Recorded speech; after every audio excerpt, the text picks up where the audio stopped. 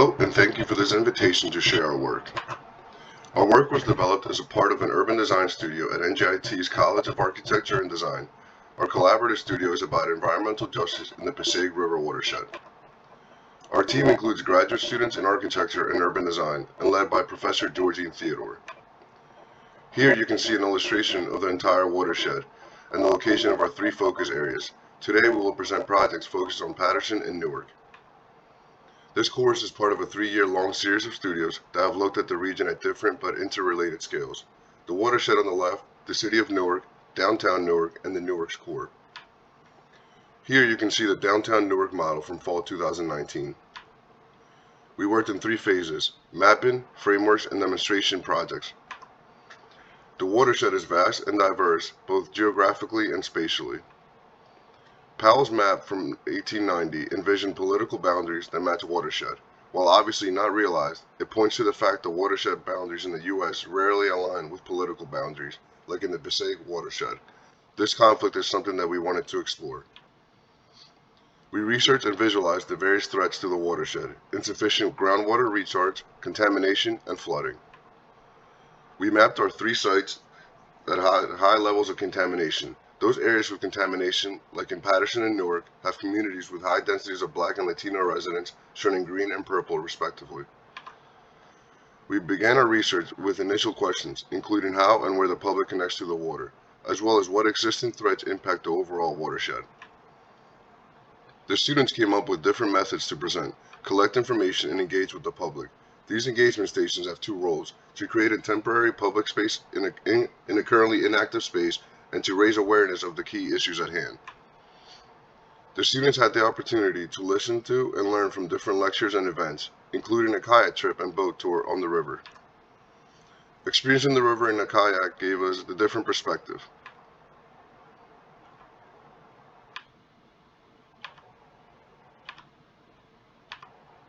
We also traveled through the lower portion of the Passaic River on a pontoon. Throughout the semester, we presented our work for a review and discussion.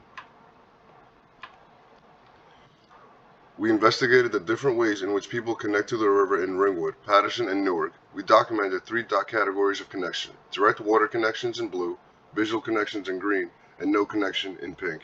You'll notice that connectivity decreases as you head south.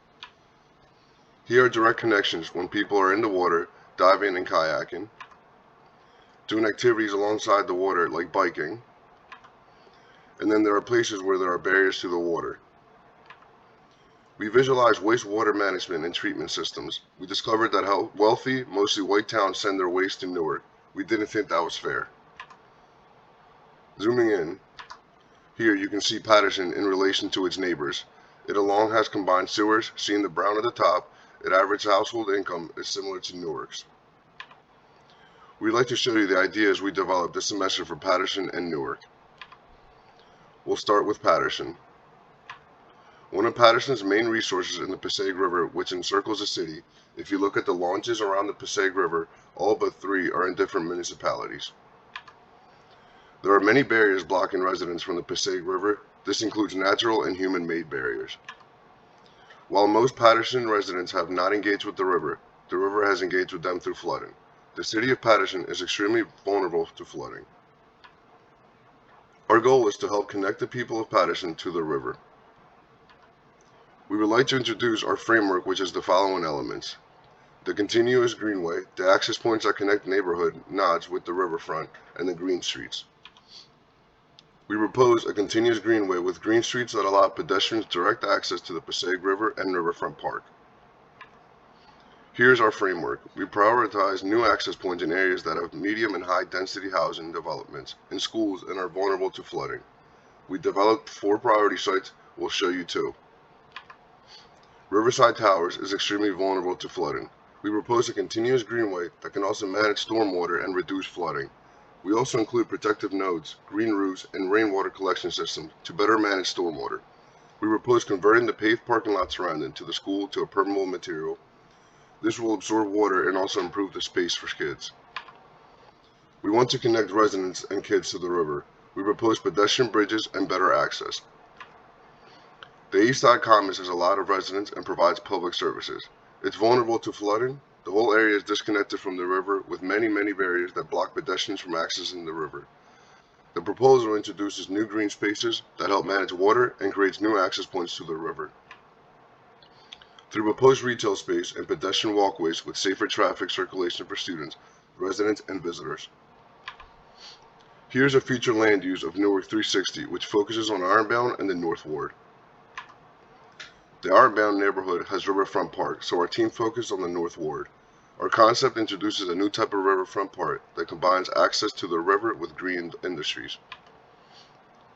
The existing riverfront is zoned industrial. There is a lot of vacancy and no access.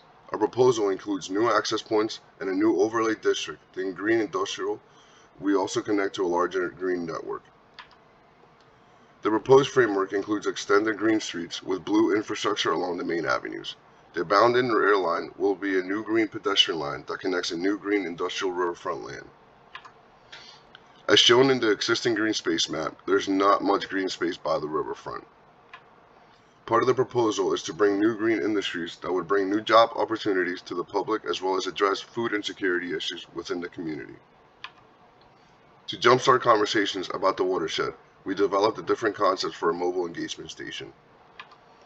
Our concept was the Beachmobile, which would contemporarily activate the river's edge and create a space for engagement. We proposed a retrofitting food truck.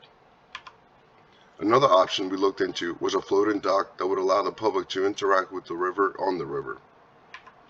Lastly, our engagement table included a physical model that portrays the different municipalities within the watershed.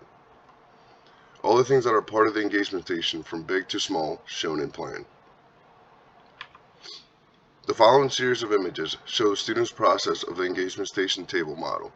Underlaying map of map, looking at the municipalities, major water bodies, rivers, and streets, as well as watershed and reservoir locations.